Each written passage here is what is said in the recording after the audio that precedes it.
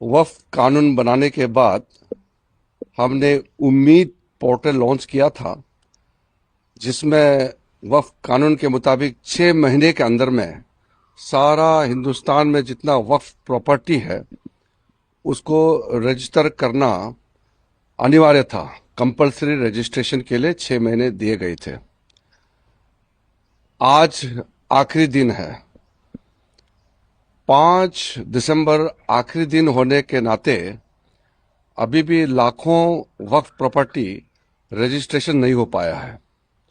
मेरे पास बहुत सारे सांसद आए हैं, मेंबर्स ऑफ पार्लियामेंट, अलग अलग स्टेट के लोग आए, कई लीडर्स आए, पॉलिटिकल लीडर्स, सोशल लीडर्स, कई लोग मुझे मिलने आए और रिक्वेस्ट किया कि जो 9 लाख से ज़्यादा वक्फ प्रॉपर्टी को रजिस्ट्रेशन करने में दिक्कतें आ रहे हैं और आज आखिरी दिन है, इसलिए उम्मीद पोर्टल का आखिरी दिन को एक्सटेंशन किया जाए, ऐसे रिक्वेस्ट आया है। मैं सबसे पहले तो ये कहना चाहता हूँ, अभी तक आज शाम तक कितना होगा वो देखना पड़ेगा। अभी तक 1,51,000 वक्फ प्रॉपर्टी का रजिस्ट्रेशन हो चुके हैं। 1,51,000 से ज्यादा वक्फ प्रॉपर्टी उम्मीद पोर्टल में रजिस्ट्रेशन हो चुके हैं। और कुछ स्टेट है जो अच्छा परफॉर्मेंस किया है, जैसे कर्नाटका है। कर्नाटका में 50,800 वक्फ प्रॉपर्टी उम्मीद पोर्टल में रजिस्ट्रेशन किया है। और पंजाब भी अच्छा किया है, जम्मू कश्मीर का भी अच्छा है, और कुछ स्टेट्स का और अच्छा हुआ है। कई बड़े स्टेट है जिसमें रजिस्ट्रेशन ठीक से नहीं हो पाया है। मुझे बताया गया कि कुछ जगह में उम्मीद पोर्टल स्लो चल रहा था या कुछ लोगों के पास डॉक्यूमेंट्स का कमी होगी, लेकिन क्योंकि सब लोग ने रिक्वेस्ट किया है, तो मैं एक आश्वासन देना चाहता हूं कि जितने भी मुतावलीस के माध्यम से उम्मीद पोर्टल में अपलोड करने के लिए जो कोशिश किया, पोर्टल में रजिस्ट्रेशन नहीं हो पाया, उनको मैं आश्वासन देना चाहता हूं कि हम आगे आपके लिए रास्ता खोलेंगे और 3 महीने तक हम कोई कठोर कदम नहीं उठाएंगे, कोई पेनल्टी नहीं लगाएंगे, हम कोई जुर्माना नहीं लगाएंगे।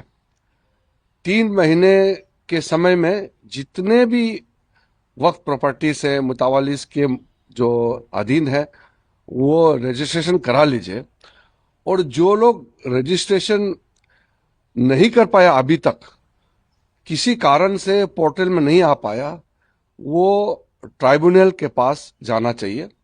सुप्रीम कोर्ट ने वक्फ प्रॉपर्टी को लेकर के जो टिप्पणी की है, डायरेक्शन दिया है, वो बहुत साफ है कि 6 महीने का एक्सटेंशन को सुप्रीम कोर्ट ने मना किया है कि वो फर्दर एक्सटेंशन नहीं देंगे।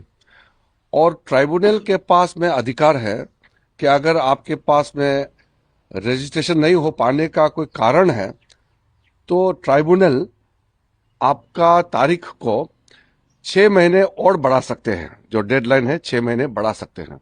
तो मैं दो चीज कहना चाहता हूं, जो हमारा उम्मीद पोर्टल में कोशिश किया है अपलोड करने का, किसी कारण से नहीं हो पाया, हम उनके लिए 3 महीने तक कोई जुर्माना, कोई पेनल्टी, कोई कठोर कदम नहीं उठाएंगे, क्योंकि हम चाहते हैं कि सबका हम मदद करें, सबका हम फैसिलिटेट करना चाहिए।